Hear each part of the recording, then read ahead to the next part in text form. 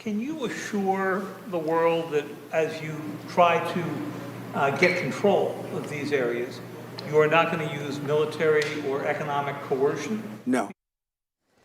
So if Greenland does join the U.S., it would increase the size of America by a third. And that's his legacy right there. 1,000 years from now, if you mention Donald Trump's name, they would know him just like they know Thomas Jefferson's name for the Louisiana Purchase. Greenland, almost the exact same size in square miles as the Louisiana Purchase, and 16 states can trace their roots right back to that one move in 1803 by Thomas Jefferson. And just like the Louisiana Purchase, Greenland might actually have more untapped natural resources than any other place on the planet right now. It makes a ton of sense from a military standpoint as well, putting the U.S. right in the middle of the Arctic Sea as it melts.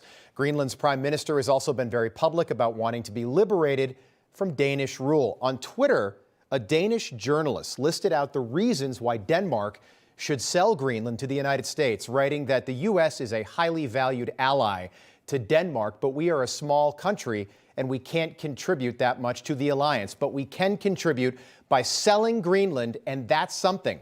Denmark doesn't have the ability to mine or extract the oil. Selling to someone who can makes sense, and that would mean we don't have to sell those mining rights to China. China wants them. Donald Trump Jr. traveled to Greenland yesterday, and he joined us last night. Tonight, we're joined by the man who joined him on Trump Force One for this trip yesterday. Charlie Kirk is with us, founder of Turning Point USA. Charlie, good to have you back. Thank you. Great to see you. So this was quite a trip yesterday. You flew from Florida to Greenland, and you made it back for dinner at Mar-a-Lago last night. Take us through the whole day. What was this like? It's pretty remarkable, yeah. Don called me up. He said, hey, Charlie, do you want to go to Greenland with me? I said, that is an offer I can't resist, and not an offer I thought I'd ever get. We boarded Trump Force One at 2 a.m., 6-hour flight up to Nuuk. We got off the plane right as the sun was rising at 11 a.m. local time. They only get a couple hours of sunlight there. And we were met by hundreds of people with MAGA hats and American flags that were so enthusiastic about our entrance and our just basically fact-finding mission. We wanted to learn about what was happening there. We came as tourists. We didn't meet with any government officials, no one in their official capacity.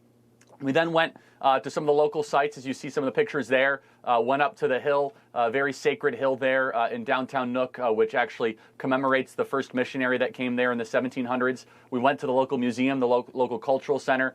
We met with locals, dozens of them, and heard their stories. What we learned is a couple things. Number one, the people of Greenland are awesome. They're tough people. They have tough winters. They've been through a lot, and they feel forgotten, but they're the most lovely people. Number two, they feel as if they're mistreated right now by the Danish government, that the Danish government is not treating them the way that they like to be treated, and they want to be wealthy again. And that is the third thing.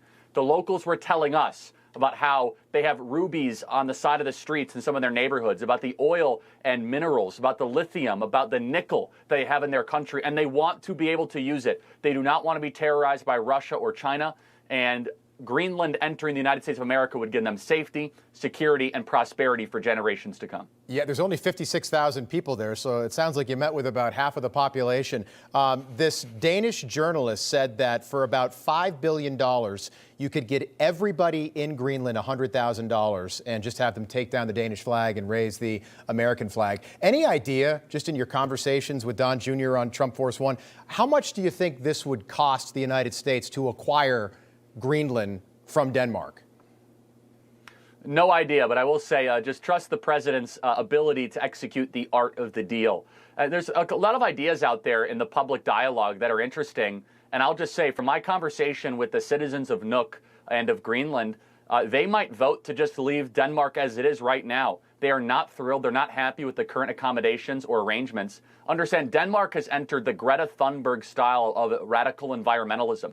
They don't want to use this oil, natural gas. They don't want to use this natural resources. And they say, wait a second, we have this liquid gold, and this Trump guy is talking about liquid gold all the time in America. Why don't we have that for our country? And so you kind of see the connecting dots here. So I have no idea what a purchase would look like. I will say we have the greatest deal maker in the history of deals. Right. President Donald Trump will be able to deliver this if that's what he wants. He seems to be signaling that with quite some significant force, and it would be a major benefit for the United States of America. Let me say that in closing, is that our country would grow stronger, more secure, and wealthier if we added Greenland to our ever vibrant and prosperous country.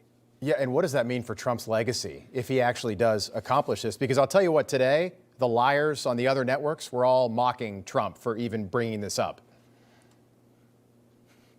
Oh, I'm sure they're mocking it. The networks then won't get invited to the opening of our new consulate or whatever we might have in Nook. I mean, they can laugh all they want, but if President Trump gets this deal done, it will go down as geopolitical significance. It'll go down as securing the nation, and also what an amazing opportunity to be able to give more prosperity to more people. So they can mock it all they want, but those are the same people that said about 3 years ago after January 6th that President Trump's political career is over. So the fact they're mocking it means that it's almost assured that President Trump is going to get this deal done. All right, Charlie Kirk, great to see you. Thanks so much for being with us. We appreciate you telling us about that trip yesterday. That must have been quite a day. Thank you.